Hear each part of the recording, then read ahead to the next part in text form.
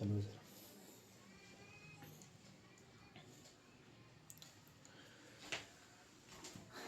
प्रणाम सर। नमस्ते नमस्ते। कैसे हैं सर आप? देख ही रहे हैं। बहुत ही सुंदर लग रहे हैं आप। सुंदर लग रहे हैं जी। नए एपिसोड में आपका बहुत बहुत स्वागत और अभिनंदन है सर। आभार आपका। मैं कृतज्ञ हूँ कि आप अपने इस आयोजन में मुझे शामिल किए हैं, तो सभी का अभिनंदन। आपका आशीर्वाद है सर कि आपने हमें मौका दिया ऐसा करने का। सर आज के विषय में कोई सवाल नहीं है। आज के विषय में सिर्फ हम एक चर्चा करेंगे।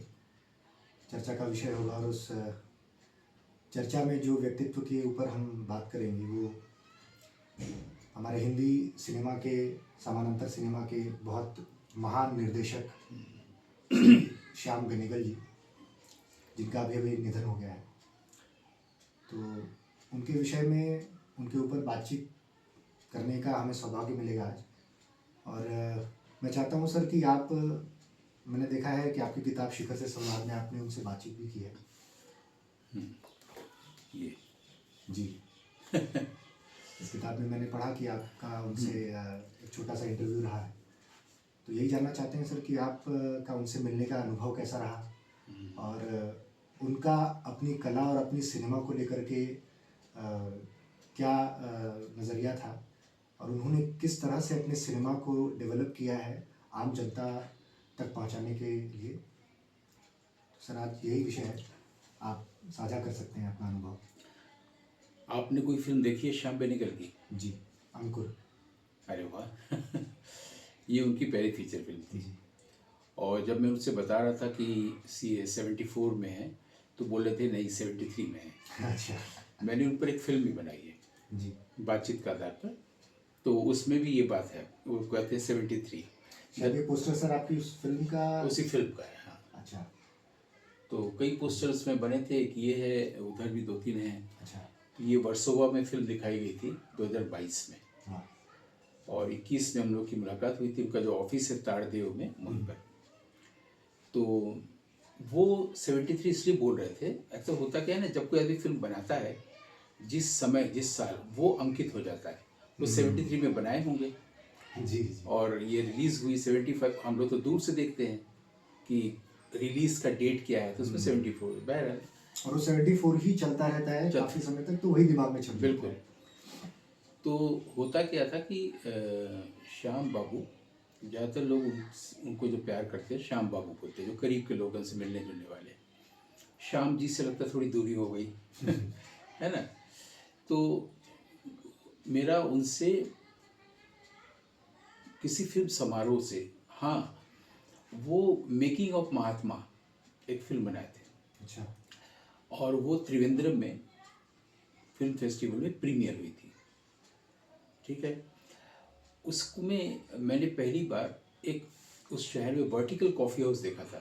आप ऐसे ऐसे घूमते जाएंगे अपनी सीट के लिए, और कुतुब मीनार की तरह से। हाँ। तो वो आपकी सीट जहाँ भी होगी, 2 सोफ़ा, बीच में एक मार्बल का टेबल, जहाँ बैठेंगे उसके बगल में खिड़की, आप देख सकते हैं। अच्छा, इतने ऊपर आ गए। एक नई चीज़ देखी थी। दूसरा, कैरेली थिएटर में 3 स्क्रीन था उस ज़माने में, जबकि आजकल ये हो रहा है ना मल्टीप्लेक्स में। तो उसमें एक में दिखाई जाती थी फायर, दीपा मेहता वाली, एक में श्याम जी।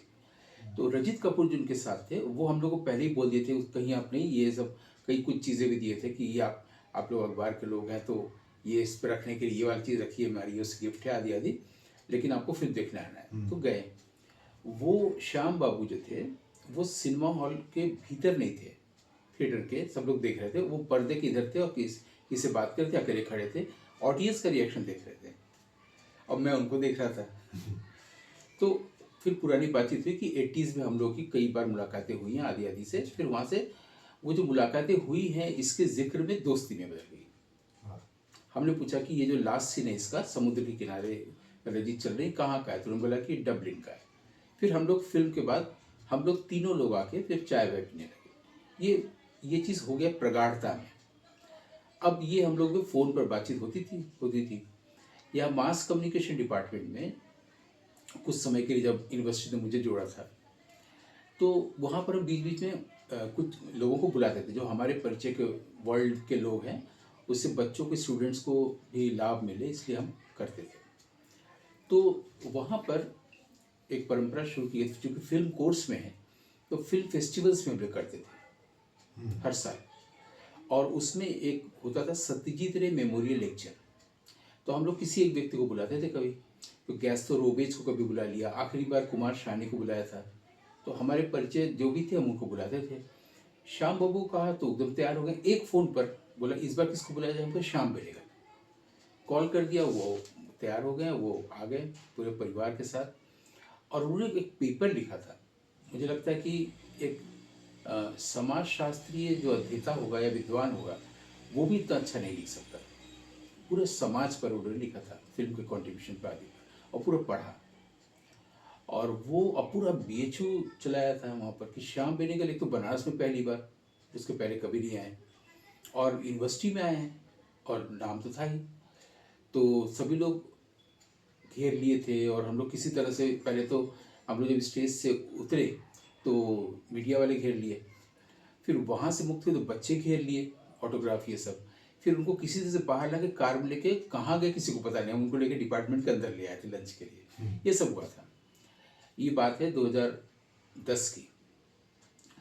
ये हम लोग उस फिल्म फेस्टिवल से मैं यहाँ तक आ गया, मेकिंग ऑफ महात्मा से यहाँ तक लेक्चर देने हैं। फिर हमने कहा कि क्यों न आपके साथ एक बातचीत करें, हम बॉम्बे आ रहे हैं। तो बोला हाँ जाइए, ऐसे ऐसे है। और फिर अब जब वो मुझे बुलाने लगे, मैं जब बॉम्बे पहुँच गया, मेरिट ड्राइव के सामने एक होटल था सी ग्रीन, उसमें मैं ठहरा था। मुझे अभी तक याद है कि जब मैं उनसे बोल रहा था कि मैं आ जाऊँगा, बोले ताड़देव में ऐसा ऐसा है, एड्रेस भेज दिया व्हाट्सएप पर। लेकिन वो मुझे बता रहे थे नहीं ऐसे ऑटो करिएगा, इधर से घुमा सकता है आपको, वैसा कर सकता है। वाह। तो ये जो एक मैं ये सब इसलिए बता रहा हूँ कि एक व्यक्ति के अंदर जो सरल और साधारण व्यक्ति होने का जो चीज़ होता है, जिस जो कि उनकी फिल्मों का भी कंटेंट रहा है, वो मैं बताने के लिए ये सब बता रहा हूँ। कैसे वो बुलाने पर चले आए, कैसे वो बता रहे कि ऐसा ऑटो करिएगा जो आपको इधर से ले आए, वो घुमा सकता है आपको, टैक्सी ऐसा मत करिएगा। तो हमने कहा कि आप वो मत करिए, मैं किसी मुंबई कर के साथ आ जाऊँगा निश्चित मुंबई का। फिर मैं गया। वो मैंने, बारिश का दिन होता ही है, ये 30 अगस्त से 30 सितंबर के बीच की बात है, 2021। फिर हम लोग की जो भी बातचीत हुई और अच्छे से हुई, उन्होंने पूरा अरेंज भी कर दिया कि इस खिड़की से लाइट आ रही थी, इसको ऐसा कर दिया जाए, वैसा कर दिया जाए, और फिर बात हुई, वो फिर चीज़ें हो गई। तो ऐसे उसके बाद फिर व्हाट्सएप पर बात होती रही। फिर उन्होंने लिखा भी कि आप बहुत अच्छे के इंटरव्यूअर हैं। तो किसी बड़े व्यक्ति के मुख से ये सुन के अच्छा लगता है ना, जो कहेगा कि आपका वो बहुत प्रिसाइज होता है, आप इंटरव्यूअर बहुत अच्छे हैं। क्योंकि मैंने सिर्फ एक सवाल पूछा था और उस एक सवाल पर 1 घंटे बात हुई। उसमें उनका जन्म से लेकर के पूरी जीवनी आ गई। वो कैसे सोचते हैं, फिल्म कैसे बनाते हैं, फिल्म पर कैसे सोचते हैं, वो फिल्म कैसे बनी थी, उस फिल्म में क्या था, पूरा आ गया। जबकि मैंने सिर्फ एक सवाल पूछा क्योंकि मुझे मालूम था कि एक ओवर एक्सपोज्ड पर्सनालिटी है, बहुत इंटरव्यूज़ दिए होंगे। तो उनकी फिल्मों में कोई ऐसी चीज़ जो मुझे अपील की और कौतूहल जगाई, क्यों ना उस पर बात किया जाए। और जाहिर है कि उस पर कोई बात नहीं किया होगा तो अच्छा लगता है ना, उनको भी अच्छा लगेगा। नहीं तो वही बार बार, आप जब सत्यजीत रे से मिले थे, जब आपने ऐसा किया था, जैसे धृतिमान चैटर्जी हमारे एक फ्रेंड हैं, उन्होंने भी कल कॉन्डोलेंस को किया है, गोवा में रहते हैं। वो बोले थे गौतम बस तू हमसे यही, सत्यजीत रे से आप कैसे मुलाकात हुई, उस फिल्म में क्या उन्होंने आपको बताया था, ये हमको, मैं पूछूंगा ही नहीं कभी, क्योंकि जनरल बातें पूछ के क्या होगा। तो श्याम बाबू को ये अच्छा लगा। मैंने सिर्फ एक सवाल पूछा कि आपकी फिल्मों में जो म्यूज़िक की जगह होती है, पोजीशनिंग, वो ऐसी क्यों होती है। पूरी फिल्म ख़त्म हो गई, नायक नायिका सब मर गए, कथा तत्व ख़त्म हो गया है, एक लास्ट इफेक्ट बचा है, अब गाना शुरू हो रहा है।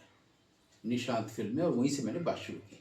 अब इसको बताने में बर्गमैन की भी बात आ गई, तारकोस्की की भी बात आ गई, सत्यजीत रे की बात आ गई। उनका जन्म, बचपन में उनको फिल्म नहीं देखने दिया जाता था, फादर फिल्म बनाते थे, परिवार में संडे को दिखाते थे। बगल में एक सिनेमा हॉल था जिसके गेटकीपर से उनके भाई, उन लोगों ने दोस्ती कर ली थी। कैसे ये हैदराबाद में फिल्में देखते थे, फिर किस फिल्म में कौन सा गाना के गीत कैसे हुआ, सब आ गया। और मैंने उसमें बस एक चीज़ ये किया कि उसमें एक दो जो गाने हैं, क्योंकि म्यूज़िक पर ही बातचीत थी, वो गाने मैंने किसी आर्टिस्ट से गवा लिए। उसमें फिल्म में प्रीति सागर ने गाया था, सेम वो आर्टिस्ट भी बहुत अच्छी गायिका हैं जिसको मैं लिरिकल वोकलिस्ट कहता हूँ, तो उनसे कहा, उन्होंने बहुत सुंदर ढंग से गा दिया। बस मैंने एक चीज़ कहा था कि आप गाते गाते करके भी गाइएगा, जो मेरी फिल्म में एक स्टाइल होती है हमेशा गाने की, तो मन में गुनगुनाना, तो वो उन्होंने किया, बहुत अच्छी है वो। ऐसे करके वो पूरी फिल्म बनी। तो ये तो हुई मेरा उनसे परिचय, फिर दोस्ती में बदलना, प्रगाढ़ता, फिर यहाँ आना और फिल्म बनाना। फिल्म बनाने के बाद फिर मैं फिल्म दिखाया भी 2022 में सितंबर में वर्सोवा में। उसके बाद फिर व्हाट्सएप पर बात होती थी, वही बताते थे कि आई एम ऑल राइट, बस डायलिसिस चल रहा है, मुझे जाना पड़ता है एक बार, फिर 3 बार यहाँ तक आया, वहाँ तक भी बात होती थी। 3 बार के बाद फिर ये हुआ कि बाकी मुझे कोई प्रॉब्लम नहीं है, हम हॉस्पिटल कितनी दूर है, ये सब बातें होती थी। दिवाली की शुभकामनाओं, नए साल, ये सब चल रहा था रेगुलरली व्हाट्सएप पे गुड मॉर्निंग मैसेज और ये। उसके बाद से 23 नवंबर के बाद से ब्लूटूथ टिक आना बंद हो गया, तो डबल क्लिक हो रहा है लेकिन ब्लू टिक नहीं हो रहा है। 23 नवंबर से 23 दिसंबर। अब तो उनकी बेटी पिया है हमारे साथ, तो बताने लगी कि ऐसा ऐसा है। उसके बाद से मतलब वो बिल्कुल ही कहा जाए अशक्त हो गए। फ़ोन रिसीव करना तो बहुत दूर भी, हम लोग की भी जब तबीयत खराब होती है तो हम लोग को फ़ोन पर बात करना नहीं अच्छा लगता है ना। अब वो बात एकदम से कहा जाए कि हॉस्पिटल बेड पे हो गए, डेथ बेड ना बोले अगर अच्छे से, ऐसा हो गया। फिर उसी में करते करते 14 दिसंबर भी बीत गया बेड पर ही, और 23 दिसंबर को ऐसा हुआ। अब इसमें एक छोटी सी बात बताते हुए एक बड़ी सी बात कहना चाहेंगे। छोटी सी बात भी अटपटी लग सकती है और बड़ी सी बात भी अटपटी लग सकती है। छोटी सी बात ये कि 14 दिसंबर को मैंने उनके जन्मदिन पर पिछले साल भी बातचीत की थी फ़ोन पर, जो उन्होंने कहा था उसको मैंने फेसबुक पर डाल दिया था ताकि लोगों को भी जानकारी मिले, ज्ञान मिले। इस बार मैंने ऐसा नहीं किया क्योंकि मेरे से बात ही नहीं हुई 14 दिसंबर को। वो फ़ोन क्या, अपने किसी आदमी से बात नहीं कर पा रहे थे घर में, ऐसे में हम क्यों डिस्टर्ब करें। लेकिन घर से बताया जा रहा था क्या इस कंडीशन है। तो मैंने क्या किया, देखा कि गूगल ने मेरी फिल्म के बारे में एक पूरा पेज बना दिया है कि इन्होंने फिल्म बनाई है और आदि आदि, तो ये उसका मैं स्क्रीनशॉट सारी डाल दिया। दूसरे लोग होते हैं जो ये बताने के लिए कि मैं उनके बहुत करीब हूँ आदि आदि, बहुत कुछ करते रहते हैं क्रेडिट लेने के लिए। तो उसमें क्या हुआ कि इस 14 दिसंबर को उनके जन्मदिन पर शबाना जी ने एक इंस्टाग्राम में पोस्ट किया जी। जो पिछले साल के जन्मदिन का था।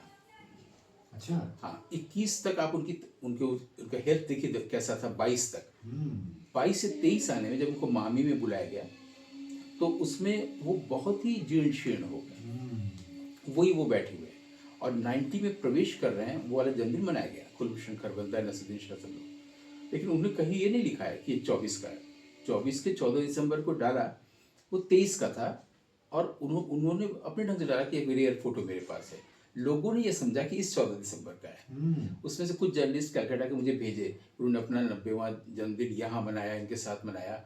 मैंने कहा ये सब लिखिएगा मत, क्योंकि वो तो स्थिति में ही नहीं थे, अपने कमरे में अपने बेड से मूव नहीं कर पा रहे हैं और ऐसी सारी चीज़ें कर रहे हैं, ऐसा नहीं हुआ है।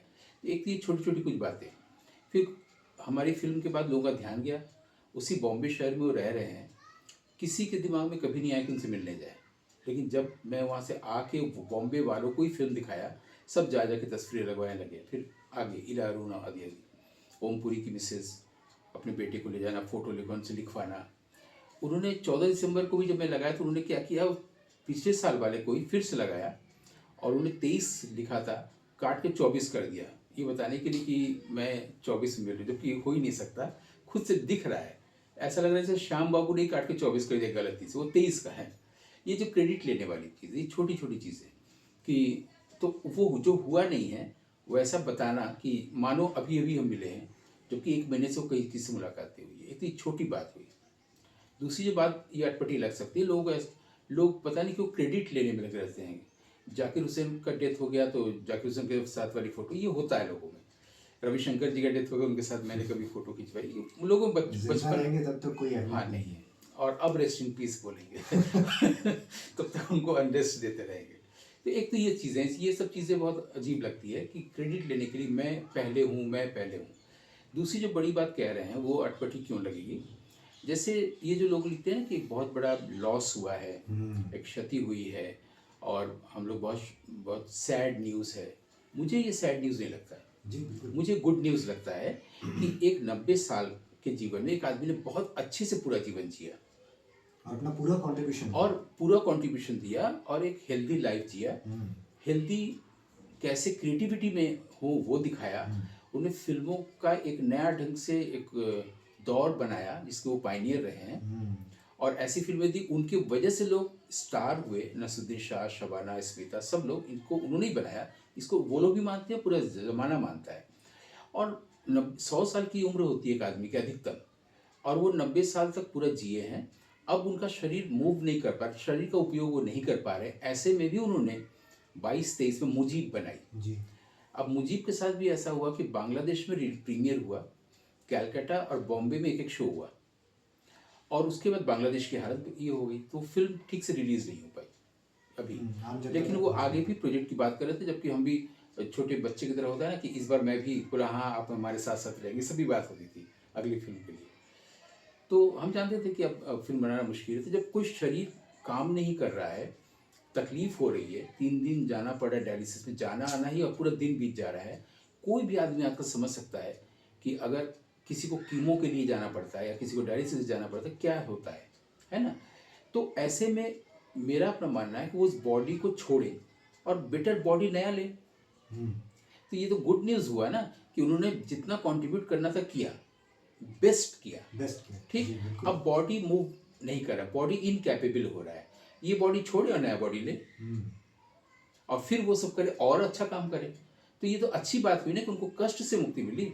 हम लोग इसको सैड न्यूज़ और ये अपूरणीय क्षति ये सब कहते हैं। अच्छा ये कैसे लॉस है कि अगर वो रह दे तो और क्या 10-20 फिल्में आपको देते हैं, बिल्कुल नहीं। सवाल ही नहीं पैदा होता है ना। तो लॉस कैसे है, ये तो गेन है कि हम लोग को अंकुर से लेकर के और अभी मुजीब तक इतनी सारी चीज़ें उन्होंने दी है। और वो जो एक है ना कि कौन सी फिल्म है जिसमें भी वो लड़का भी उन्हीं का उन्होंने introduce, Sajjanpur, welcome to Sajjanpur में जो है, और उसमें भी जो श्री स्थल पर, ये सब उन्हीं उन्हीं का आविष्कार है। तभी हम लोगों ने जाना, इतना तो दिया, अभी और उनको देने दीजिए। और देने के लिए उनको एक बॉडी चाहिए, वो बॉडी देने के लिए इस बॉडी को छोड़ना होगा। इतने बड़े स्पेक्ट्रम में हम लोग नहीं देखते, जबकि उन्होंने लोगों को ये बड़ा करके देखना ही सिखाया। लेकिन ये लैंग्वेज हम लोग, ये जो रेस्ट इन पीस बोलना या बहुत बड़ी अपूरणीय क्षति हो गई, बिग लॉस, कुछ नहीं। ऋद्धिमान चटर्जी ने तुरंत बोला कि आपने बहुत अच्छा जीवन जिया और बहुत कुछ हम लोगों को दिया। ठीक लिखा, यही भाषा होनी चाहिए, समझदार थी। तो ये एक छोटी बात, एक बड़ी बात हमने बताई, दोनों ही अटपटी लग सकती है। अब जहाँ तक उनका फिल्म में कंट्रीब्यूशन है, जिसका एनालिसिस बहुत हो चुका है और लोगों ने अपने अपने ढंग से किया है, और मैंने उनको बताया कि जैसे म्यूज़िक पर कम ध्यान था लोगों का, वो हमने बात कर ली इस फिल्म के लिए। Subliminal note of cinema, Shyam Benegal ये किया। तो एक तो वो व्यक्ति इतने सज्जन थे, वेलकम टू सज्जनपुर कहा सकता, वो सज्जनपुर थे वजह ना वेलकम होता था। तो सज्जन व्यक्ति का होना, बहुत डिसिप्लिन होना और गांधी और नेहरू के वैल्यूज़ पर चलने वाले व्यक्ति, उस ज़माने के व्यक्ति, और बहुत ही मेथोडिकल ढंग से काम करना। सत्यजीत रे के संपर्क में, सत्यजीत रे ने उनको प्रमोट किया एक तरह से कहा जाए, क्योंकि एक फेलोशिप थी उनको मिलनी थी, वो सत्यजीत रे ने इनको दिलाया, तब वो अंकुर कर पाए। जबकि उसके पहले वो दूसरा काम कर रहे थे, वो विज्ञापन कंपनी के लिए काम करते थे, फिल्म बनाते थे, वो सब जो होता था। और वही ब्लेस जो कंपनी का नाम है, उन्होंने इसमें भी स्पॉन्सरशिप किया था, अंकुर में। और मैंने फिर उनसे सवाल पूछा था कि जब राजेश खन्ना का दौर था, वहाँ पर अब ये अंकुर बना रहे हैं, तो आपके पास ये हिम्मत कहाँ से आई? इसको आत्मशक्ति बोलते हैं। और फिर उसके बाद शोले आई, शोले के दौर पे फिर आप निशांत और ये सब बना रहे हैं, ये कहाँ से आ रहा है? इसका मतलब होता है बाहरी परिवेश से ज़्यादा ताकतवर है आपकी आत्मशक्ति ना। आप अभी नए नए आप फिल्म बना रहे बहुत दिनों से, ठीक है, विज्ञापन फिल्म के लिए। अंकुर, मंथन, निशांत, ये सब जो फिल्में बना रहे हैं, मंडी आदि, ये तो उस समय बना रहे हैं जबकि सिनेमा में राजेश खन्ना का दौर है हिंदी में, और सिनेमा में शोले का दौर है। हर कोई शोले जैसी बनाना चाह रहा है, उसमें आप एकदम पैरेलल कुछ और कर रहे हैं और इतना ज़बरदस्त कर रहे हैं कि ऑडियंस उधर मूर्ति चली जा रही है, आपका ऑडियंस बनता चला जा रहा है। आज भी लोग जिनको भाषा नहीं बोलते हैं, मुझे श्याम बेनेगल जैसी फिल्में पसंद है, मुझे वैसी फिल्में अच्छी लगती। कोई आर्ट फिल्म बोलता है, कोई कुछ बोलता है, और इतने सारे लोगों के लोग प्रशंसक बन गए, स्मिता पाटिल के आदि आदि के, और ये इतने नायक नायिका, ये सब उनकी बनाई हुई देन है। उनके सिनेमाटोग्राफर थे गोविंद नीलानी, जो बाद में फिल्म मेकर बने, लेकिन टीम तो उन्हीं की थी। और एफटीआई में सारे लोग थे, तो एफटीआई से उन्होंने विद्यार्थी लिए। एफटीआई के विद्यार्थियों को फ्री में लेकर के गुलजार ने बनाई मेरे अपने, कि इन लोगों के पास काम नहीं है, काम हो जाएगा। श्याम बेनेगल पैसा देते हुए एफटीआई के लोगों को इस्तेमाल किया, और ऐसा किया कि वो लोग सारे नायक नायिका बन गए हमेशा के लिए। ये फ़र्क है ना दूसरे व्यक्ति और श्याम बेनेगल में, उसको भी हम लोग देखते अगर चले। तो उनका पूरा ये चलता चला गया। बाद में कलयुग जुनून वाला एक दौर आया, वो उसको हम कहेंगे एक दूसरे तरह का दौर, जैसा वो चलते आ रहे थे, थोड़ा सा दूसरा। उसके बाद जब ये वेलकम टू सज्जनपुर और अब्बा और ये सब फिल्में बनाई, तो वो एक आखिरी दौर कहेंगे उसको, वो एक दूसरी तरह का बना मुजीब तक। उनकी कुछ फिल्मों पर ज़्यादा बातचीत और होनी चाहिए, जैसे कि मम्मू एक फिल्म है, मम्मू। मम्मू। अच्छा। उसमें सुरेखा सीकरी और फरीदा जलाल की मुख्य भूमिका है, दो बहन।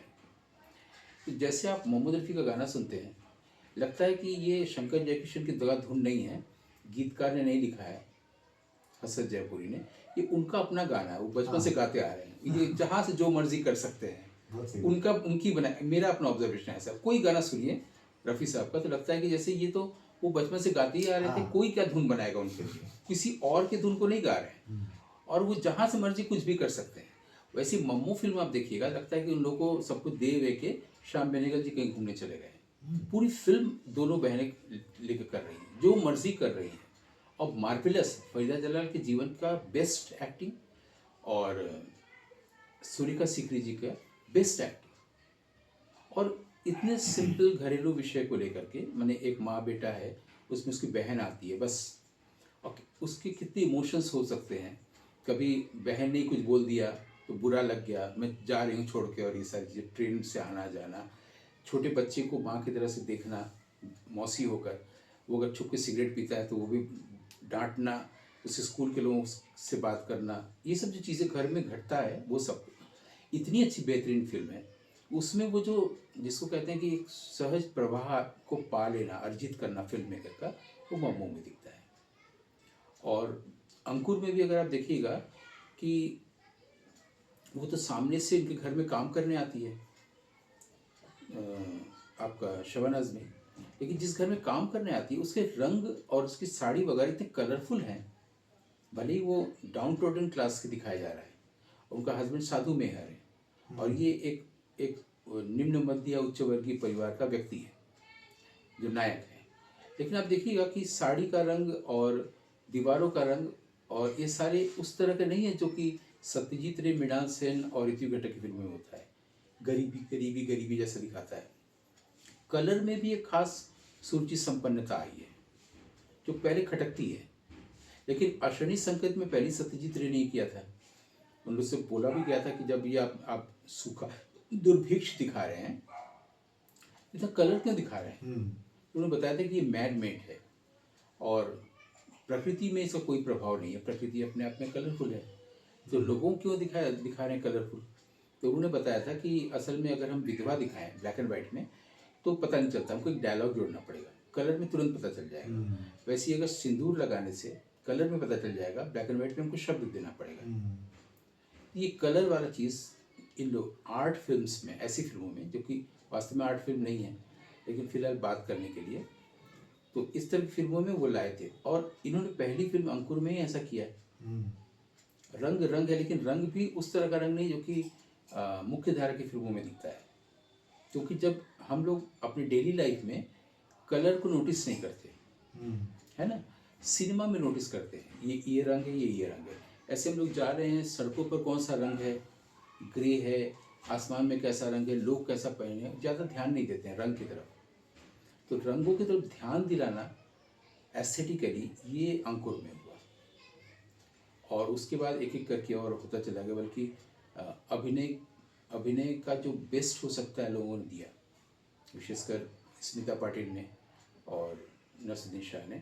आप अगर वो देखिए मंडी में, जो नसीर साहब का जो रोल है डुंगडुस का, मुझे लगता है बेस्ट है वो। हम्म, उससे पहले कोई नहीं, उसके बाद कोई नहीं है। वो मास्टरपीस, उतना पोर्शन को काट के फिल्म इंस्टीट्यूट के बच्चों को दिखाना चाहिए, विद्यार्थियों को, खाली उनका वो रोल इतना अच्छा हुआ है।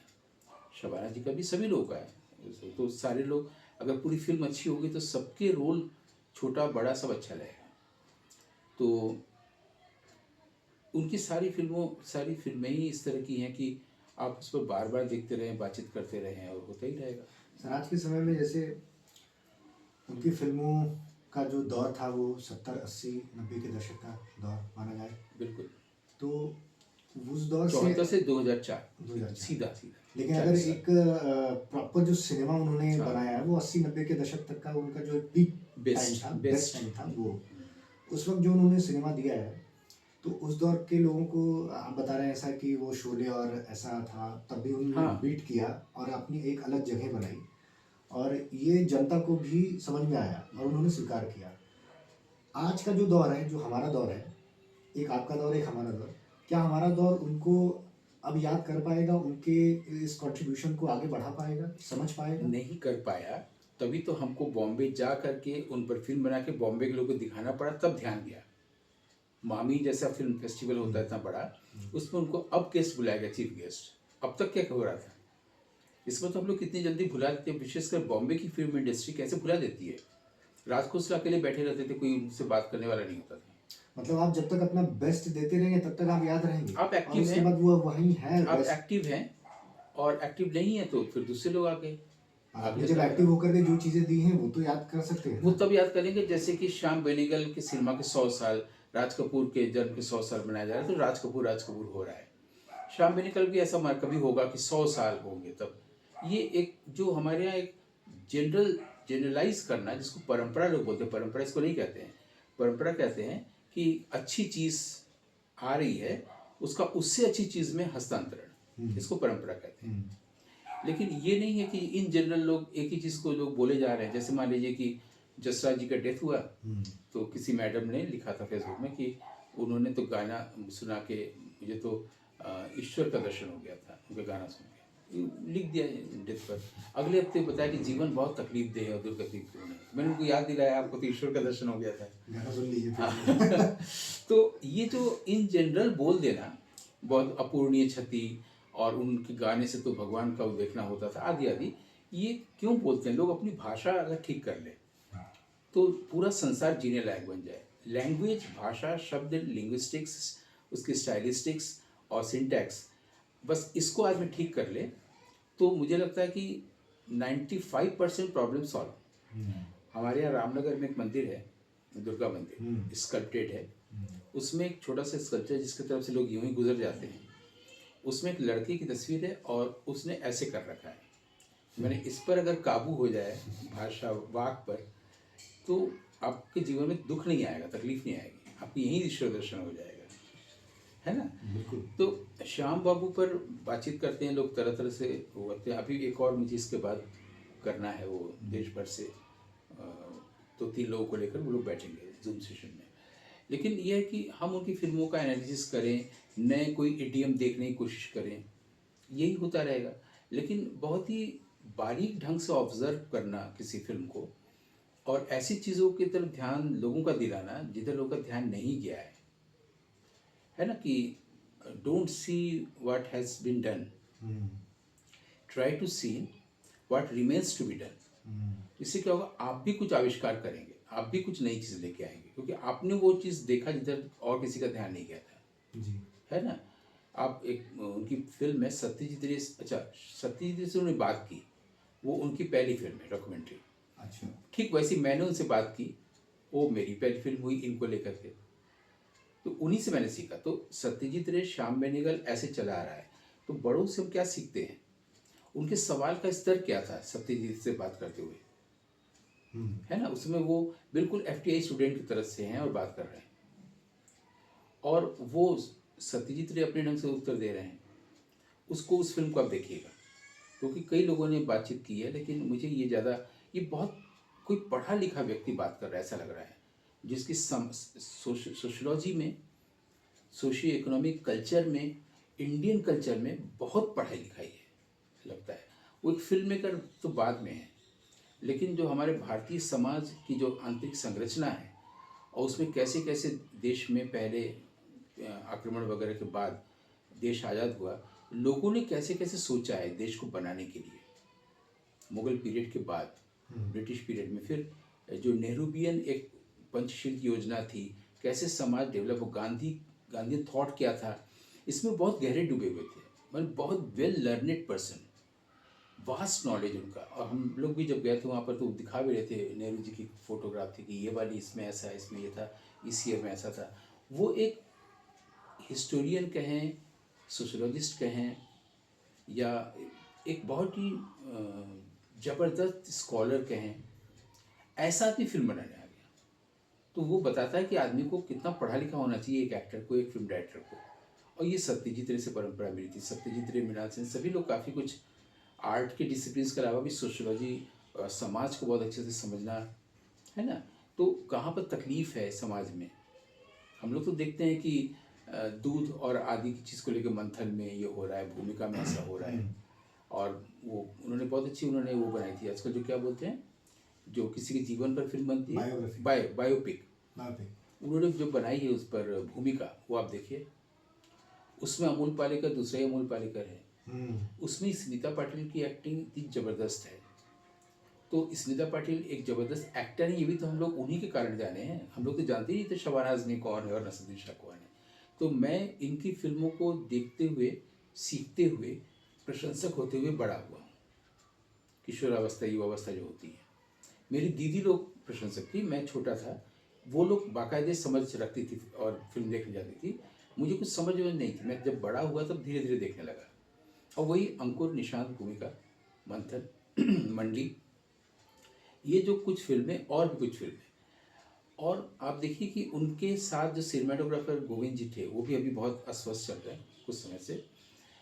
वो जब फिल्म बना रहे हैं, अपनी फिल्म, जैसे विजेता, जैसे तमस वगैरह बनाया, अर्धसत्य, आक्रोश बनाया, आप देखिएगा उसमें एक ही रस है, घृणा, गुस्सा और घृणा। पूरी फिल्म में आपको ये दिखेगा, चाहे तमस देख लीजिए, चाहे कोई भी देख लीजिए।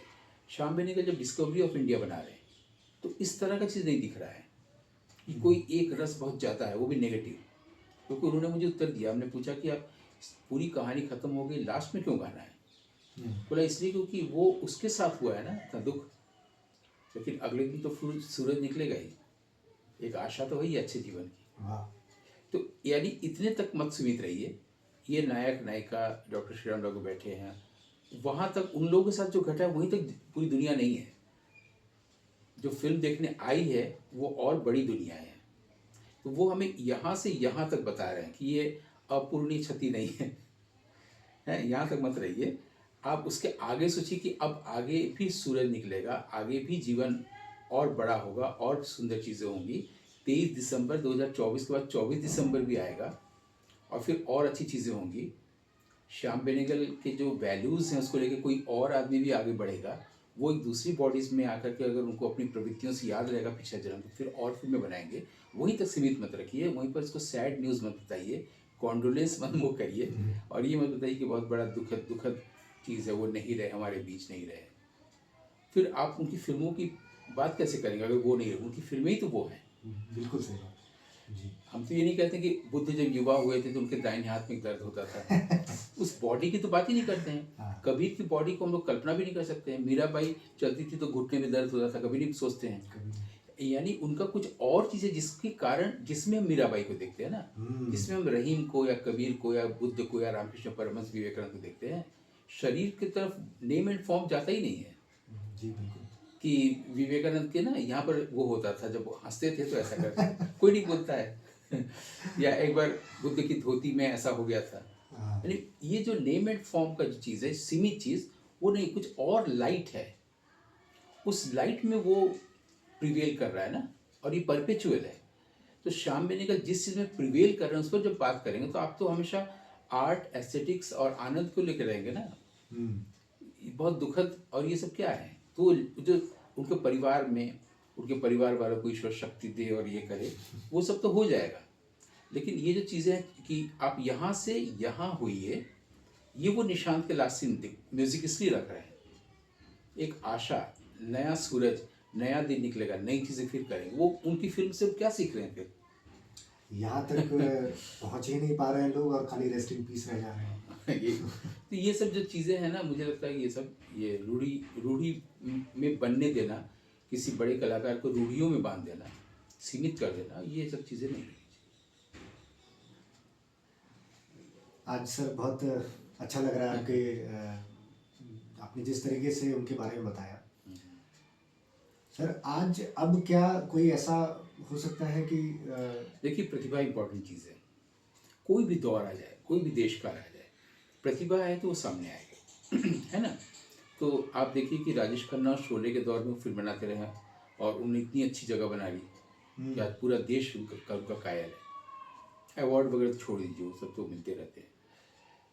तो उसके बाद जो दौर आया, आपकी पीढ़ी, शाहरुख खान की पीढ़ी वाली, वहाँ से लेकर अभी तक देखें तो ऐसा जीवट वाला व्यक्ति कौन है निर्देशक जो इस धारा, मुख्य धारा जिसको कहते हैं, उससे अलग सोचे और कुछ नई चीज़ लेके आए? क्योंकि जाहिर सी बात है कि टैलेंट्स की कमी नहीं है, ऐसे एक्टर्स होंगे, लेकिन फिल्म डायरेक्टर का माध्यम है, ऐसा डायरेक्टर कहाँ है? वही है ना? प्रतिभा अगर है तो फिर आएगी। अगर कोई प्रतिभा ये सोच ले कि फाइनेंसर कहाँ से जुटाएं और स्क्रिप्ट अच्छी नहीं मिल रही है, अगर ऐसा होता तो फिर बीच बीच में जो अच्छी अच्छी फिल्में आ जाती हैं वो फिर नहीं आ पाती। कभी कभी आप देखिएगा, एक आध दो फिल्म जुगनू की तरह अच्छी अच्छी फिल्में आई हैं पिछले 20-30 सालों में, है ना? तो वो लोग बोलते हैं ये एक अलग से हटके फिल्म आई है। फिर क्या हुई? फिर वो डायरेक्टर कहाँ गया? एक फिल्म बना के कहाँ गया? एक फिल्म कुंदन शाह नहीं बनाई थी, वो 10 साल में एक फिल्म बना देते, लेकिन ऐसी कि वो 20 साल तक रह सके, कभी हाँ कभी ना बनाई। उसके 10 साल पहले उन्होंने बनाया वो जाने भी दो यारो, अभी तक वो लैंडमार्क है ना? तो एक दो फिल्म बनाने से भी आप वो चंद्रधर शर्मा गुलेरी हो सकते हैं, उसने कहा था। लेकिन एक दो फिल्म बना के परिंदा और 9240 लव स्टोरी, आप कुंदन शाह भी नहीं बन सकते, अभी तो विनोद चोपड़ा ही होकर रह सकते, है ना? कहने का मतलब है कि एक प्रतिभा जो पूरा वो लाइफ डेडिकेटेड, वो शाम मिलेगा। और जीवन पर, पढ़ाई लिखाई पर, समाज समझ, इन सब चीज़ों में इतना गहरे हो, फिर नहीं भी बनाएंगे तो चलेगा। ऐसा पढ़ा लिखा व्यक्ति कहाँ मिलता है, इतना लर्नेड नॉलेजेबल पर्सन। अब तो लोग चालाकी से ज़्यादा भरे हैं। वही ना कि हमको कहीं से मिल जाए, नाम हो जाए, एक फिल्म बना ले मासूम जैसा, तो हमको लोग मान लेंगे बहुत अच्छा फिल्म बना सकता, तुरंत मिस्टर इंडिया बना के पैसा कमा ले, और तुरंत बैंडिट क्वीन बना के हम कंट्रोवर्सी में आ जाए, तुरंत फिर एलिजाबेथ बनाने हम लंदन चले जाएं, बस स्टेप देखिए, और फिर फ्लॉप होकर चुपचाप बैठे रहे फ्रस्ट्रेशन। ये शाम मेरे गले नहीं किया जो आपने चालाकी बोला। वो एकदम डेडिकेटेड थे, एक के बाद एक के बाद एक, एकदम चलते चले गए। मुझे फ्लो में एक रस मुझीब है। तक। हाँ, बीच में मुझे याद आया, वो सुभाष बोस पर फिल्म बना रहे थे, नेताजी सुभाष बोस पर। मेरे पास एक किताब थी, उसको उन्होंने मंगवाया, मैं तब सहारा में था। तो सुब्रत राय सहारा के जो मालिक थे, वो हम लोग सारशी बोलते थे, उन्होंने पूरे लिए पूरे फ्लाइट की व्यवस्था की, यहाँ से बॉम्बे जाने का, फिर बॉम्बे से हेलीकॉप्टर से लोनावाला में जाने का। तो मेरे साथ राज बब्बर भी उसमें जा रहे थे, सहारा की फ्लाइट थी, सहारा के लोग थे। किताब लेके मैं उनको देने गया, लेकिन मैं उस दिन नहीं गया, हेलीकॉप्टर भी छोड़ दिया, मैं पैदल चलने लगा, पृथ्वी थिएटर जाएंगे, जुहू बीच जाएंगे, सब करने लगा अपने दोस्तों के साथ। तो ये सब किया, फिर दिया। तो वो भी बीच में एक हुआ था, उनको नेताजी पर एक ऐसी किताब जो कि इस फिल्म में काम आ सके। नेताजी बोस, उनका क्या नाम फिल्म का हम भूल रहे हैं। अच्छा। तो एक आप बताइए, वो सुभाष चंद्र बोस पर फिल्म बना रहे हैं, वो मुजीबुर रहमान पर फिल्म बना रहे हैं, क्यों बना रहे हैं? वो एक हीरोइन लेके एक प्रेम कहानी फिल्म बना सकते हैं। तो वेलकम टू सज्जनपुर और वेल्डन अब्बा जो फिल्म बनाई, ये अभी के समय के अनुसार है, अभी के समय के अनुसार भी है, लेकिन वो उस तरह की साधारण फिल्म नहीं है। फ्लेवर वही है, फ्लेवर श्याम बेनेगल फ्लेवर चला है, लास्ट तक आपको कुछ ना कुछ मिलेगा। एक फिल्म को लेकर मुझे थोड़ी आपत्ति थी उनकी, रशोमन इफेक्ट एक है हमारे फिल्म में कहा जाता है, उस इफेक्ट पर उन्होंने फिल्म बनाई थी, सूरज का सातवां घोड़ा। उसमें एक घटना को 5 लोग 5 तरह से देखे हैं तो 5 कहानियां बन जाएगी, घटना एक ही है, इसको रशोमन इफेक्ट कहते हैं। इस पर उन्होंने बनाई थी, तो वो फिल्म मुझे बहुत अपील नहीं की, असल इसलिए भी शायद नहीं की होगी, उनसे पहले तो कुरोसावा कर चुके हैं ना उसको रशोमन में, शायद इसलिए। हाँ, डायरेक्टर के अच्छा, आप हर फिल्म में सत्यजीत की बहुत सारी फिल्में लोगों को पसंद नहीं आती हैं, उनका लेवल नहीं लगता है। जब उनसे बोला गया कि आप क्यों अपूर्व संसार और उसके बाद पारस पत्थर बना दिए, पत्थर पाचे के बाद, तो उन्होंने बोला कि हम लोग की जो क्रू, हमारी जो टीम होती है, वो बेचारे खाली बैठे होते हैं, उनका तो वही रोजी रोटी है ना। हम फिल्म बनाएंगे, काम होगा तब उनको पैसा मिलेगा। सबको बता हुआ है कि इस आदमी को ये और लाइट वाले में कितना पैसा, ये दर्शक नहीं जानते हैं, लेकिन एक क्रू के लोग या डायरेक्टर जान रहा होता है ना। काम नहीं होगा तो वो बेचारे क्या करेंगे, वो यही काम ही करते हैं, लाइट माइक ये सब संभालते हैं, आदि आदि रिफ्लेक्टर। इस उनके लिए भी फिल्म कभी कई बार बनानी पड़ती है, इसलिए पारस पत्थर बनाई थी उन्होंने, सतीश रे ने। यही अप्लाई कर दिए श्याम बेनेगल में। जो फिल्म उनको लग रहा है कि अरे ये चीज़ बनाने की क्या जरूरत थी, तो समझ वो उनके लिए, उनके हर आदमी की एक टीम होती है, और वो बेचारे बहुत डाउन टू अर्थ क्लास के लोग होते हैं, उनका भी ख्याल रखते हैं लोग। अपना मेरा नाम हो, मुझे कोई गवर्नमेंट के अवार्ड कोई चालाकी नहीं है। कोई चालाकी नहीं, एक अच्छा जीवन, इसलिए उन्होंने एक अच्छा जीवन जिया, 90 साल का बेस्ट लाइफ। आपको जो करना अच्छा लगता है आप करिए, बिना किसी को तकलीफ दिए। This is the contribution of Shyam Benegal. उन्होंने अपना भरपूर जीवन जिया सर, भरपूर दिया भी। हाँ। अब आप देखिए आप कितना ले रहे हैं हमसे। और आप क्या कर रहे हैं, आपका कंट्रीब्यूशन क्या है समाज में जी, ये इम्पोर्टेंट है ना। उम्मीद करता हूँ कि हमारे इस छोटे से कंट्रीब्यूशन से दर्शकों को कुछ अनकही अनसुनी बातें सर से सुनने को मिली हों, सर के अनुभव से जो सर ने साझा किया है। बहुत बहुत धन्यवाद सर आपका ऐसे सुंदर एपिसोड के लिए। तो हम मिलते हैं अगले एपिसोड में एक नए सवाल के साथ। अभिनय, जीवन और कला के विषयों पर बात करेंगे। बहुत बहुत धन्यवाद sir. Thank you sir, all the best, good wishes for your new project. Thank you sir.